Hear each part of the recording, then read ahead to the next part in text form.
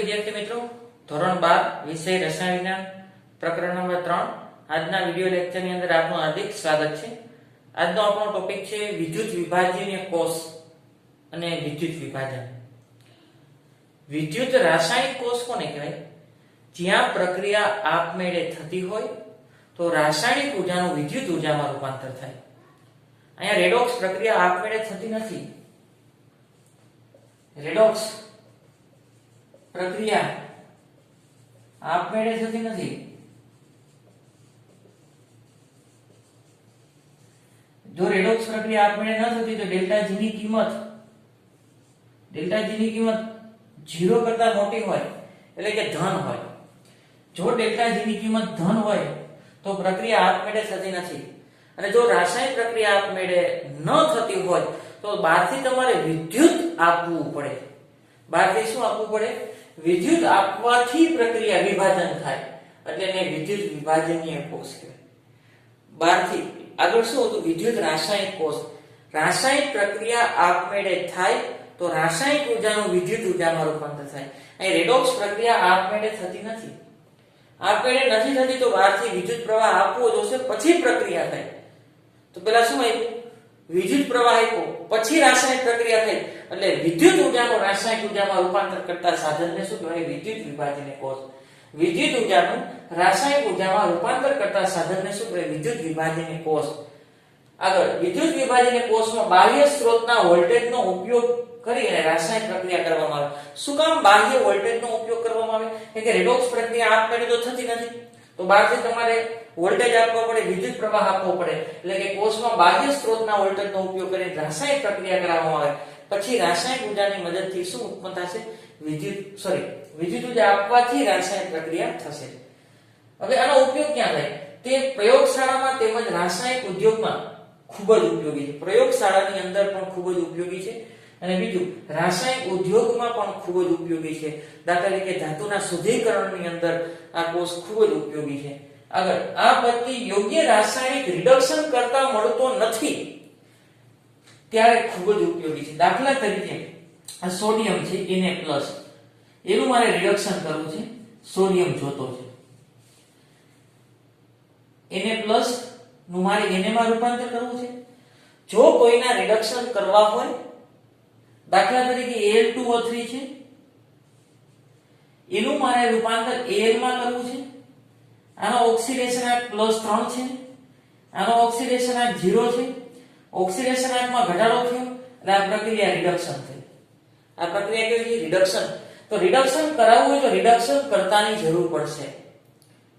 Reduction કરાવવું હોય તો રિડક્શન કર્તાની જરૂર પડશે પણ ઘણી વખત સ્થાયી ઓક્સાઇડ હોય તો સામાન્ય રિડક્શન કર્તાની મદદથી પણ રિડક્શન નથી થતું। આ ઓક્સાઇડ સ્થાયી છે। જે ઓક્સાઇડ વધુ પડતા સ્થાયી હોય એ સામાન્ય રિડક્શન કર્તાની મદદથી પણ રિડક્શન થતું નથી। તેમાં ફરજિયાત તમારે ઇલેક્ટ્રોન આપવા પડે અને ઇલેક્ટ્રોન આપી અને તમે વિદ્યુત વિભાજન કરાવો તો એને વિદ્યુત વિભાજનીય કોષ કહેવાય। તો એવું કહે છે આ પદ્ધતિ યોગ્ય રાસાયણિક રિડક્શન કરતા મળતો નથી। આનું રિડક્શન મારે એલ્યુમિનિયમમાં કરવું છે અને જો યોગ્ય રાસાયણિક રિડક્શન કરતા મળતો નથી એટલે કે રિડક્શન કર્તાની મદદથી આમાં રિડક્શન થતું નથી ત્યારે હંમેશા તમે ઇલેક્ટ્રોન આપવો પડે અને ઇલેક્ટ્રોન આપો અને વિદ્યુત વિભાજન થાય। બરોબર? ઇલેક્ટ્રોન આપો, વિદ્યુત પ્રવાહ પસાર કરો પછી રાસાયણિક પ્રક્રિયા થઈને Al2O3 નું Al માં રૂપાંતર થાય। તો આ પ્રકારના કોષને શું કહેવાય? વિદ્યુત વિભાજનીય કોષ। યોગ્ય રિડક્શન કરતા મળતો નથી ત્યારે વિદ્યુત પ્રવાહ આપવાનો છે અને પછી તમને નિપજ પ્રાપ્ત થાય તો આ પ્રકારના કોષને શું કહેવાય? વિદ્યુત વિભાજનીય કોષ। આગળ સૌથી સાદા વિદ્યુત વિભાજન કોષની રચના અને કાર્ય સમજાવો। સૌથી સાદા વિદ્યુત વિભાજન કોષની રચના અને કાર્ય। સૌથી સાધારણ શબ્દો જો વિદ્યુત વિભાજન કોષ હોય તો કોપર। અહીંયા આ વિદ્યુત ધ્રુવ છે, આ એનોડ ભાગ છે, એનોડ ભાગ ઉપર ઓક્સિડેશન પ્રક્રિયા થશે। આ કેથોડ ભાગ છે, કેથોડ ભાગ ઉપર રિડક્શન પ્રક્રિયા થશે। કેથોડ તરીકે તમારે શુદ્ધ કોપરનો સળિયો લેવાનો છે, કોપર શુદ્ધ નો સળિયો અને એનોડ તરીકે કોપર અશુદ્ધનો સળિયો લેવાનો છે। અને વિદ્યુત વિભાજનીય દ્રાવણ તરીકે તમારે CuSO4 નું દ્રાવણ લેવાનું છે. શેનું દ્રાવણ લેવાનું છે? CuSO4 નું દ્રાવણ. CuSO4 નું દ્રાવણ. હવે જો વિદ્યુત રાસાયણિક કોષ અને વિદ્યુત વિભાજન કોષમાં થોડું ફેર છે. વિદ્યુત રાસાયણિક કોષની અંદર બંને વિદ્યુત ધ્રુવ જુદા જુદા પાત્રમાં રાખેલા હતા, જ્યારે વિદ્યુત વિભાજન કોષની અંદર બંને વિદ્યુત ધ્રુવ એક જ પાત્રમાં રાખેલા છે. આગળ વિદ્યુત વિભાજનીય કોષ, વિદ્યુત રાસાયણિક કોષમાં એનોડને તમે માઈનસ કીધું હતું. એનોડને શું કીધું હતું? માઈનસ. અને અહીંયા તમારે એનોડને પ્લસ કહેવાનું છે અને કેથોડને માઈનસ કહેવાનું છે. શું કામ હું સમજાવું. દાખલા તરીકે NaCl છે. પેલા તો છે ને વિદ્યુત વિભાજ્ય પદાર્થ કોને કહેવાય? વિદ્યુત વિભાજ્ય પદાર્થ જે વિદ્યુત પ્રવાહનું વહન કરી શકે તેવા પદાર્થને વિદ્યુત વિભાજ્ય પદાર્થ કહેવાય. આ NaCl સોલિડ હોય ને તો વિદ્યુત પ્રવાહનું વહન કરી શકતા નથી. એને જો હું પાણીમાં નાખી દઉં તો Na+ aqueous અને Cl aqueous હવે દ્રાવણની અંદર આયનો છૂટા મળે છે. એ વિદ્યુત પ્રવાહનું વહન કરી શકે. ઘન NaCl વિદ્યુત પ્રવાહનું વહન કરી શકતો નથી. એની અંદર Na+ અને Cl- બંને હાજર છે તેમ છતાં પણ એ વિદ્યુત પ્રવાહનું વહન કરવા માટે મુક્ત મળતા નથી. પણ પાણીમાં નાખવામાં આવે તો Na+ અને Cl- છૂટા પડી જાય એટલે વિદ્યુત પ્રવાહનું વહન કરશે. તો આવા દ્રાવણને વિદ્યુત વિભાજ્ય દ્રાવણ કહેવાય. આગળ પાણી ન ઉમેરું તો NaCl સોલિડ છે, એને હું ગરમ કરું ઊંચા તાપમાને પીગલિત કહેવાય. શું કહેવાય? પીગલિત. તો અહીંયા Na+ Cl- છે પણ છૂટા મળતા નથી. એને પીગાળી નાખું તો શું થાય? Na+ liquid plus Cl- liquid. આના પણ ધન આયન ને ઋણ આયન છૂટા પડે છે, તેથી તે વિદ્યુત પ્રવાહનું વહન કરી શકે. તેથી એનું જલીય દ્રાવણ NaCl નું જલીય દ્રાવણ વિદ્યુત પ્રવાહનું વહન કરી શકે. અથવા એનું પીગાળી નાખો તો પણ છૂટા પડી જાય, એ પણ વિદ્યુત પ્રવાહનું વહન કરે. તો જે દ્રાવણ વિદ્યુત પ્રવાહનું વહન કરે, કોણ કરે? જેમાં આયનો મુક્ત હોય તેવા દ્રાવણને વિદ્યુત વિભાજ્ય દ્રાવણ કહેવાય. હવે આ વિદ્યુત વિભાજ્ય દ્રાવણ વિદ્યુત રાસાયણિક કોષની અંદર બંને ક્ષાર સંયોજનની જરૂર પડતી હતી. બંને અણકો જુદા જુદા પાત્રની અંદર હતા. અહીંયા બંને વિદ્યુત ધ્રુવ એક જ પાત્રની અંદર છે. અહીંયા એનોડ ઉપર ઓક્સિડેશન પ્રક્રિયા થતી હતી, અહીંયા પણ એનોડ ઉપર ઓક્સિડેશન પ્રક્રિયા થઈ. અહીંયા કેથોડ ઉપર રિડક્શન પ્રક્રિયા થતી હતી, અહીંયા પણ કેથોડ ઉપર રિડક્શન પ્રક્રિયા થશે.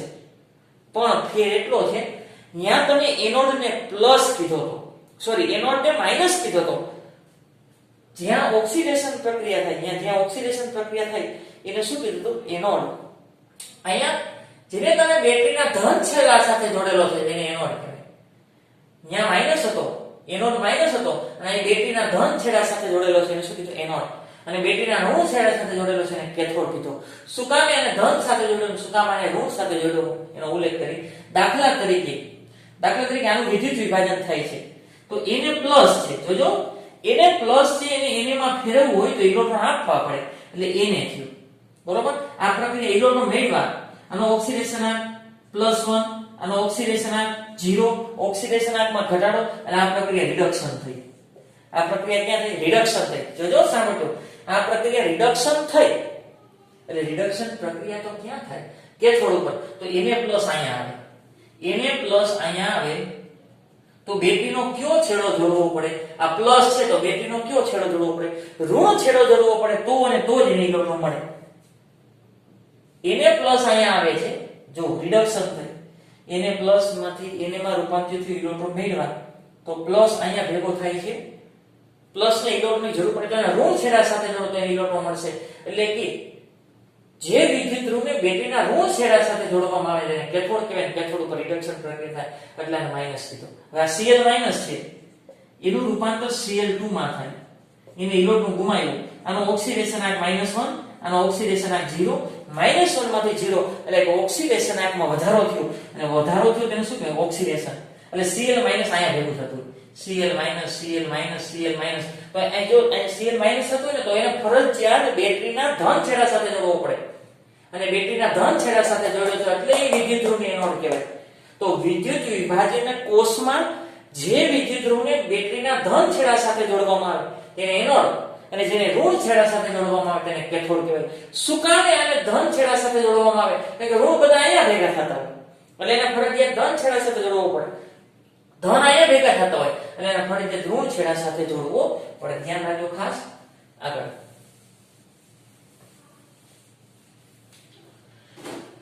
કોપર, બંને વિદ્યુત ધ્રુવ કોપરના. હવે આવી રીતે પૂછે એક સૌથી સાદો વિદ્યુત વિભાજન કોષ અથવા સક્રિય વિદ્યુત ધ્રુવ, કોપર છે ને સક્રિય વિદ્યુત ધ્રુવ છે, અથવા આ રીતે પૂછે સૌથી સાદો વિદ્યુત વિભાજન કોષ અથવા સક્રિય વિદ્યુત ધ્રુવ. સક્રિય વિદ્યુત ધ્રુવની મદદથી CuSO4 નું વિદ્યુત વિભાજન. તો એનોડ તરીકે તમારે અશુદ્ધ કોપરનો સળિયો લેવાનો છે, કેથોડ તરીકે શુદ્ધ કોપરનો સળિયો લેવાનો છે, અને દ્રાવણ શેનું લેવાનું છે? CuSO4 નું દ્રાવણ. એનોડ ઉપર ઓક્સિડેશન થશે, કેથોડ ઉપર રિડક્શન થશે. એનોડને બેટરીના ધન છેડા સાથે જોડવાનો છે અને કેથોડને બેટરીના ઋણ છેડા સાથે જોડવાનો છે. આની રચના છે. જ્યારે આની અંદર ડીસી પ્રવાહ પસાર કરશો ત્યારે શું થશે? ડીસી પ્રવાહ પસાર કરશો ત્યારે એનોડ ઉપર ઓક્સિડેશન પ્રક્રિયા થશે.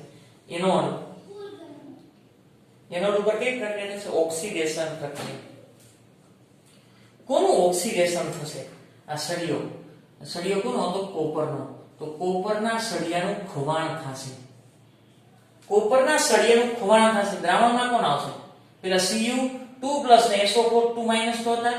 દ્રાવણમાં કોણ આવ્યા? Cu2+. દ્રાવણમાં કોણ આવ્યું? Cu2+ આવ્યું.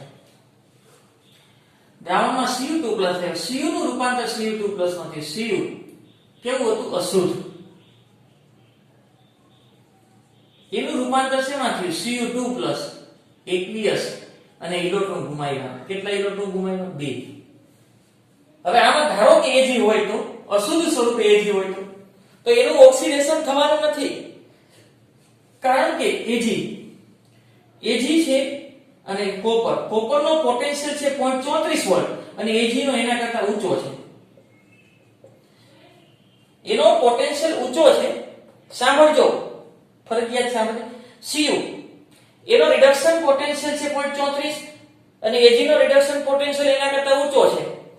તો જેનો રિડક્શન પોટેન્શિયલ નીચો છે એનું રિડક્શન મુશ્કેલ હોય અને ઓક્સિડેશન સરળ હોય. આનું ઓક્સિડેશન સરળ હોય. કોપરનો રિડક્શન પોટેન્શિયલ નીચો છે એટલે રિડક્શન સરળ. રિડક્શન પોટેન્શિયલ નીચો એટલે રિડક્શન મુશ્કેલ હોય અને ઓક્સિડેશન શું હોય? સરળ. તો આ સળિયાની અંદર જો Ag ની અશુદ્ધિ હોય ને તો ઓક્સિડેશન માત્ર કોપરનું જ થશે. એટલે કે કોપરનો રિડક્શન પોટેન્શિયલ નીચો છે એટલે એનું રિડક્શન મુશ્કેલ હોય અને ઓક્સિડેશન શું થશે? સરળ. અને Ag આમાંથી છૂટો પડશે ને તો તળિયે જમા થાય. Ag નું ઓક્સિડેશન થશે નહીં. Ag નું ઓક્સિડેશન એટલા માટે થશે નહીં થાય, એનો રિડક્શન પોટેન્શિયલ ઊંચો છે એટલે એનું રિડક્શન થાય. પણ રિડક્શન અનુભવવાની જરૂર જ નથી. Ag સ્વરૂપે છે. કયા સ્વરૂપે છે? Ag. એટલે ધ્યાન રાખજો. ફરીથી, કોપરનો રિડક્શન પોટેન્શિયલ નીચો છે એટલે એનું રિડક્શન મુશ્કેલ હોય તો ઓક્સિડેશન સરળ હોય. તો આમાં Ag ની અશુદ્ધિ છે તો Ag કેમ Ag+ માં નથી ફેરવાતો? એનો ઓક્સિડેશન પોટેન્શિયલ ઊંચો હોય ને તો ફેરવે. એનો રિડક્શન પોટેન્શિયલ ઊંચો છે એટલે એનું ઓક્સિડેશન થશે નહીં. એટલે Ag છે ને અહીંયા જમા થશે, અશુદ્ધ સ્વરૂપે તળિયે જમા થશે. Ag ની અશુદ્ધિ હશે તો Ag નો રિડક્શન પોટેન્શિયલ ઊંચો છે. Ag નો રિડક્શન પોટેન્શિયલ ઊંચો છે એટલે એનું ઓક્સિડેશન કોઈ દી ન થાય, એનું રિડક્શન થાય. તો Ag અહીં તળિયે ભેગું થાય અશુદ્ધ સ્વરૂપે. આ સળિયાનું ખોવાણ થયું. Cu અશુદ્ધ નું રૂપાંતર શેમાં થયું? Cu aqueous 2 electron. આગળ ઇલેક્ટ્રોન અહીંયા આવશે. આ Cu2+ અહીંયા આવશે. ક્યાં આવ્યા? એનોડ ઉપર કઈ પ્રક્રિયા થશે? રિડક્શન. એનોડ ઉપર કઈ પ્રક્રિયા થશે? રિડક્શન. આ Cu2+ aqueous એને ઇલેક્ટ્રોન મળશે અહીંથી 2 ઇલેક્ટ્રોન અને શેમાં રૂપાંતર થયા? Cu શુદ્ધ Cu મળ્યું. આ ઇલેક્ટ્રોન કુલ પ્રક્રિયા લખી હોય તો ઇલેક્ટ્રોન કેન્સલ. આ Cu aqueous કેન્સલ અને કુલ પ્રક્રિયા લખવી હોય તો અહીંયા થશે Cu અશુદ્ધ. એનું રૂપાંતર શેમાં થાય છે? Cu શુદ્ધ. તો કોઈ પણ ધાતુના શુદ્ધિકરણ કરવા હોય તો જે ધાતુનું તમારે શુદ્ધિકરણ કરવું છે એ ધાતુનો હંમેશા એનોડ બનાવવો. અશુદ્ધ ધાતુના સળિયાને શું બનાવવું? એનોડ. એટલે અશુદ્ધ સળિયાનું ખોવાણ થશે. એટલું યાદ રાખજો, અશુદ્ધ સળિયું એનોડનું ખોવાણ થશે, એના વજનમાં ઘટાડો થશે અને એની ઉપર ઓક્સિડેશન પ્રક્રિયા થશે અને એ દ્રાવણમાં આવશે. અને અશુદ્ધિના રિડક્શન પોટેન્શિયલ નીચા હશે. રિડક્શન પોટેન્શિયલ નીચા હોય તો એનું રિડક્શન થશે નહીં, તો દ્રાવણમાં તળિયે ભેગી થશે. ધ્યાન રાખજો, અશુદ્ધિના રિડક્શન પોટેન્શિયલ નીચા હશે તો અશુદ્ધિ અહીં તળિયે ભેગી થશે. અહીંયા કોણ આવશે? Cu2+. Cu2+ ઇલેક્ટ્રોન શેમાં રૂપાંતરિત? Cu. તો અહીંયા કોપર છે ને એ કોપરના સળિયા ઉપર નિક્ષેપિત એટલે જમા થાય, એટલે કે કેથોડના વજનમાં વધારો થશે અને અહીંયા રિડક્શન પ્રક્રિયા થશે, એટલે કે કોપરના શુદ્ધ કોપરના સળિયા ઉપર નિક્ષેપિત એટલે શું થાય? જમા થાય.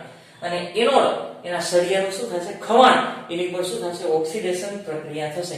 આમ અશુદ્ધ ધાતુનું શુદ્ધ ધાતુમાં આ વિદ્યુત વિભાજન કોષથી રૂપાંતર કરી શકાય. ધારો કે મારે ઝિંકનું વિદ્યુત શુદ્ધિકરણ કરવું છે, ઝિંક ધાતુનું શુદ્ધિકરણ કરવું છે, તો દ્રાવણ કોનું લેવાનું? ZnSO4 નું. એનો કોનો બનાવવાનો? અશુદ્ધ Zn. કેથોડ કોનો બનાવવાનો? શુદ્ધ Zn. એટલે Zn ના સળિયાનું ખવાણ થશે, દ્રાવણમાં Zn2+ આવશે, Zn નું રૂપાંતર Zn2+ અહીંયા આવશે એટલે 2+ ઇલેક્ટ્રોન આપશે, એટલે Zn શુદ્ધ સ્વરૂપે તમને મળી જશે. એટલે અશુદ્ધ ધાતુમાંથી શુદ્ધ ધાતુ મેળવવા માટે આ વિદ્યુત વિભાજન કોષનો ઉપયોગ થાય. એની રચના કોષમાં કોપર સલ્ફેટના જલીય દ્રાવણમાં બે કોપરની પટ્ટી ઉમેરેલી છે, એનોડ તરીકે અશુદ્ધ અને કેથોડ તરીકે શુદ્ધ પટ્ટી. એનોડ પર કોપરનું ઓક્સિડેશન થાય છે, એનોડ પર કોપરનું ઓક્સિડેશન થાય Cu2+ માં રૂપાંતર, એટલે કે કોપર એનોડ દ્રાવણમાં ઓગળે છે. આ ઓગળ્યો એટલે એના વજનમાં શું થશે? ઘટાડો. એનું શું થયું છે? ઓક્સિડેશન.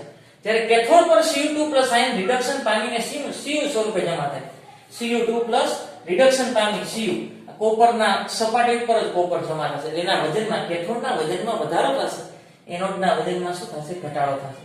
આમ આ ઔદ્યોગિક પ્રક્રમ દ્વારા અશુદ્ધ કોપરની ઊંચી સાંદ્રતા, આ કોપરની સાંદ્રતા 99.99% સાંદ્રતાવાળો શુદ્ધ કોપર મેળવી શકાય. અને ખાસ આ પ્રક્રમમાં અશુદ્ધ કોપરને એનોડ બનાવવામાં આવે છે, જે પ્રવાહ પસાર કરતા ઓગળે છે. અશુદ્ધ કોપર પ્રવાહ પસાર કરતા ઓગળે છે એટલે એનું ઓક્સિડેશન થાય અને શુદ્ધ કોપર કેથોડ પર નિક્ષેપિત થાય. એવી રીતે ધારો કે NaCl હોય, તમારે સોડિયમ જોતો હોય તો NaCl ના દ્રાવણમાં ડુબાડવામાં આવે. Mg2+ નું રિડક્શન કરવાનું હોય તો MgCl2 ના દ્રાવણમાં ડુબાડવામાં આવે. અને જો Al3+ નું રિડક્શન કરવું હોય તો AlCl3 અને એના ક્રાયોલાઇટના દ્રાવણમાં ડુબાડવામાં આવે, જેથી કરીને શુદ્ધ ધાતુ મેળવી શકાય. આગળ ફેરેડેના વિદ્યુત વિભાજનના નિયમો. એમાં ફેરેડેનો પ્રથમ નિયમ એવું કે વિદ્યુત વિભાજન દરમિયાન વિદ્યુત પ્રવાહ પસાર કરો. વિદ્યુત વિભાજન એટલે કે પ્રક્રિયા આપમેળે થતી નથી, એટલે તમે બહારથી વિદ્યુત પ્રવાહ પસાર કરશો એટલે વિવિધ વિદ્યુત ધ્રુવ પર કાં તો નિપજ ઉત્પન્ન થશે અથવા એટલે કે મુક્ત થશે, અથવા તો વિદ્યુત ધ્રુવ પર જમા થશે. હવે કેટલી નિપજ ઉત્પન્ન થશે અથવા કેટલી નિપજ જમા થશે તેનો આધાર તેમાંથી પસાર કરેલા વિદ્યુતના જથ્થાના સમપ્રમાણમાં હોય. એમાં પસાર કરેલા વિદ્યુતના જથ્થાના સમપ્રમાણ એટલે કે જથ્થો ચલે છે Q. આ સૂત્ર થાય W બરાબર Z into Q. જ્યાં Q છે એ નિપજનો જથ્થો છે, નિપજનો જથ્થો. આ શું છે? વિદ્યુત જથ્થો. અને આ છે વીજ રાસાયણિક તુલ્યાંક.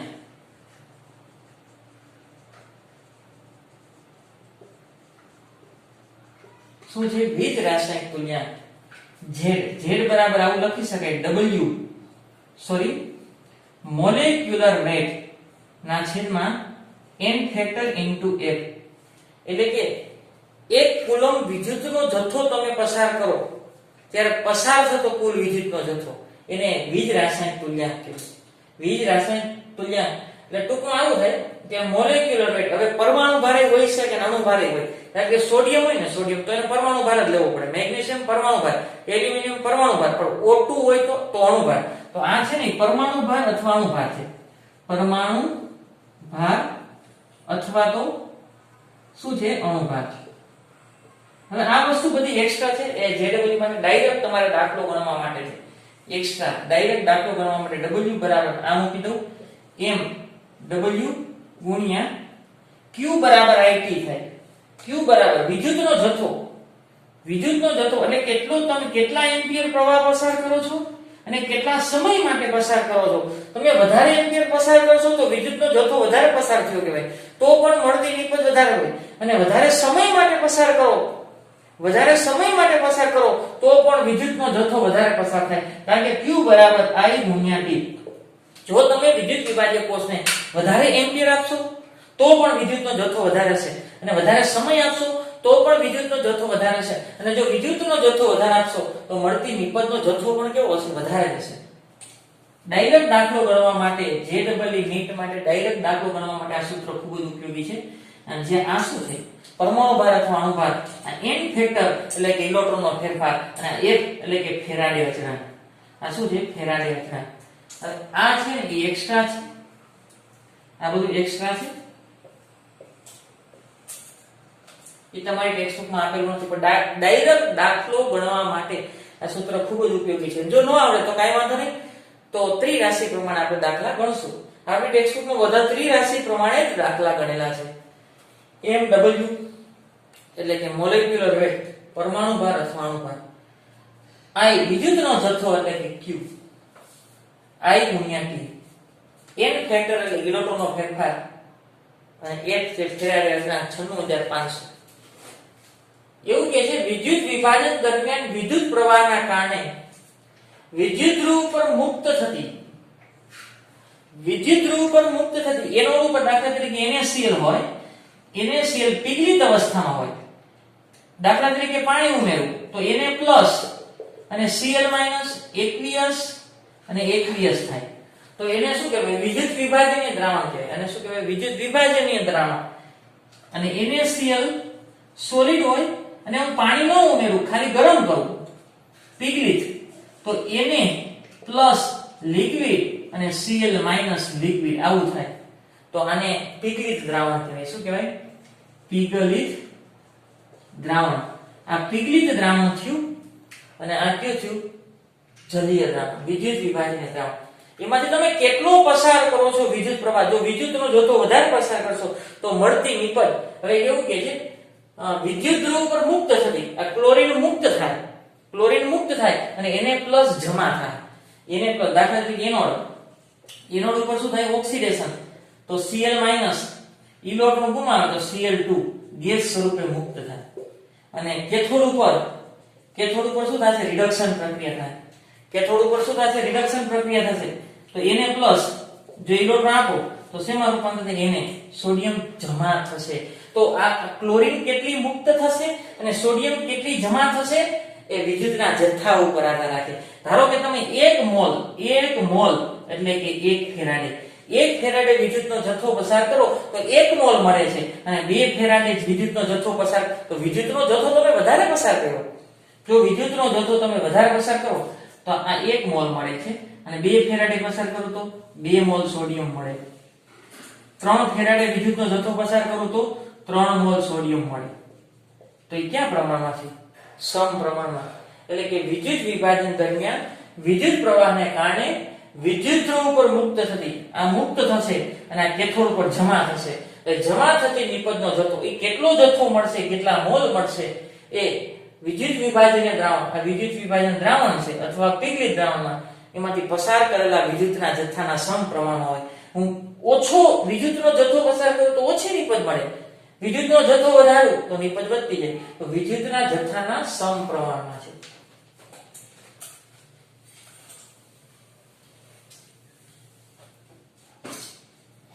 આગળ ફેરેડેનો બીજો નિયમ. હવે વિદ્યુત વિભાજ્ય કોષ છે 2 અથવા 3 અથવા 4 વધારે વિદ્યુત વિભાજ્ય કોષને શ્રેણીમાં જોડવાના છે. આ એનોડ છે, એનોડ ઉપર ઓક્સિડેશન પ્રક્રિયા થશે, પ્લસ ભાગ છે,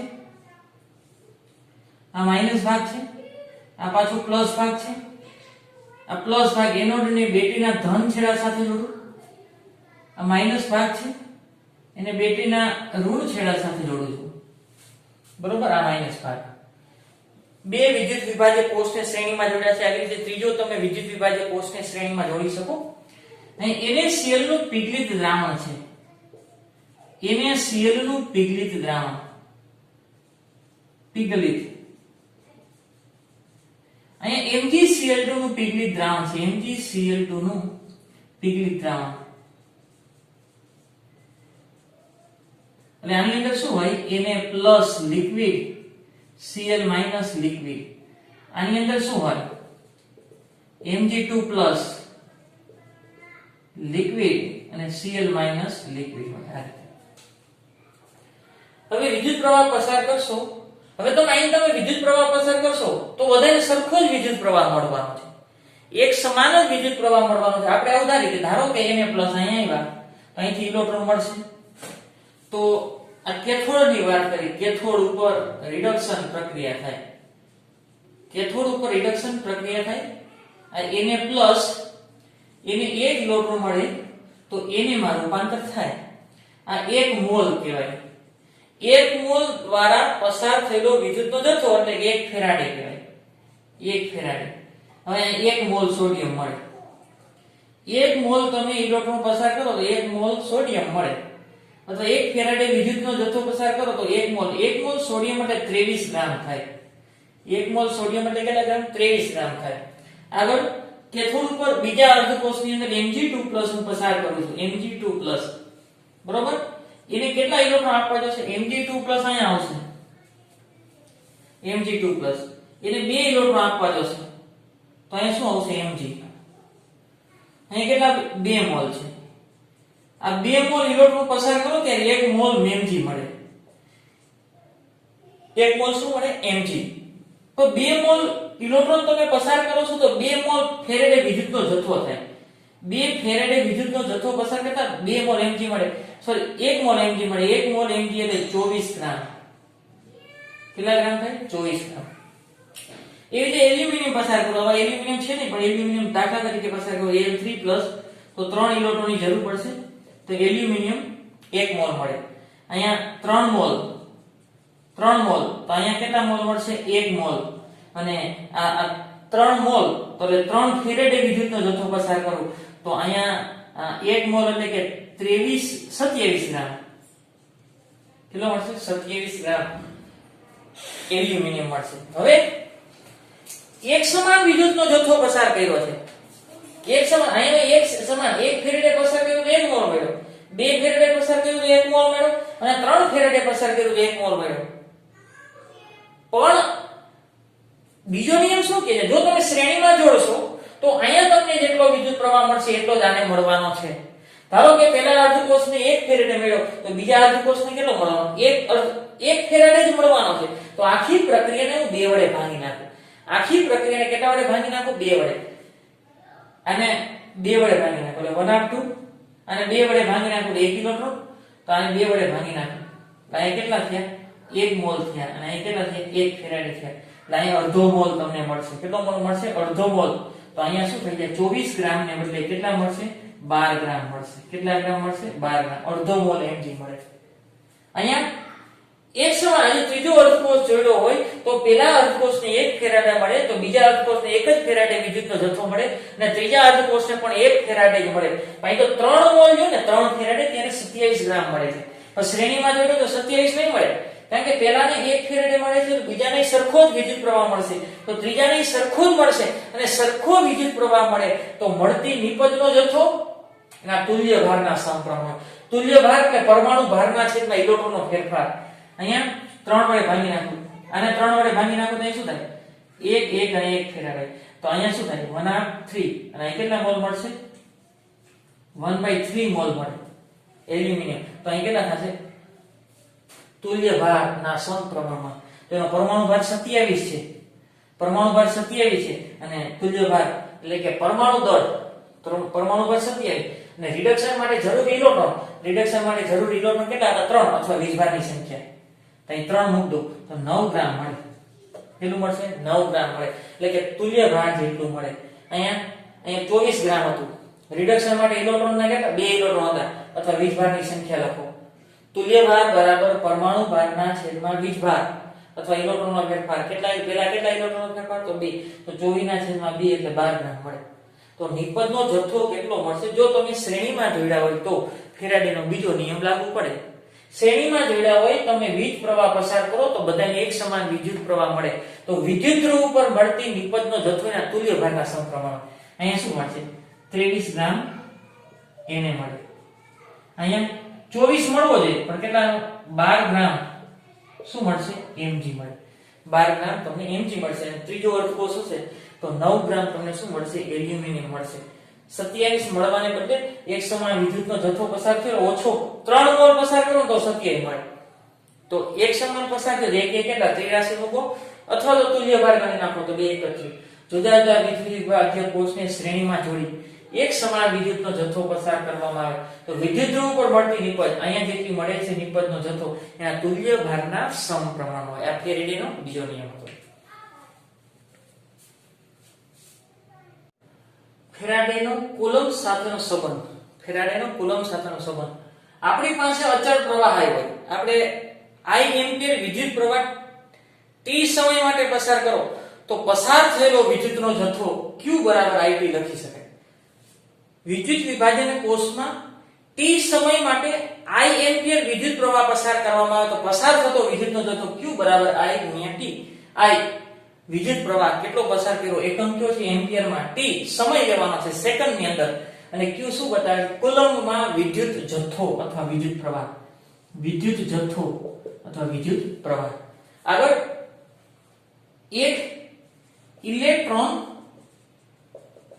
પરનો વીજભાર એક ઇલેક્ટ્રોન પરનો વીજભાર એટલો થાય 1.6021 ગુણ્યા 10 ની -19 ઘાત કુલમ્બ એક ઇલેક્ટ્રોન પર એટલો વીજભાર એક ઇલેક્ટ્રોન પસાર થાય ને તો એટલો વીજભાર પસાર થઈ જવો પણ આપણે હકીકતમાં 1 મોલ વીજભાર પસાર એક મિનિટ પહેલા હું પ્રક્રિયા લખી નાખું દાખલા તરીકે Ag+ છે એને તમે ઇલેક્ટ્રોન આપો તો Ag માં રૂપાંતર થાય આ 1 મોલ છે આ 1 લખ્યું છે પણ હકીકતમાં વિદ્યુતનો જથ્થો 1 મોલ છે તો આ કેટલા મોલ મળે 1 મોલ કેટલા મોલ મળશે 1 મોલ 1 મોલ એટલે 108 ગ્રામ તમને Ag મળે 1 મોલ તમે ઇલેક્ટ્રોન પસાર કરો એટલે કે ફેરેડેના સંદર્ભમાં આપણે મેળવવાનો છે એક ઇલેક્ટ્રોન પરનો વીજભાર બરાબર 1.6021 ગુણ્યા 10 ની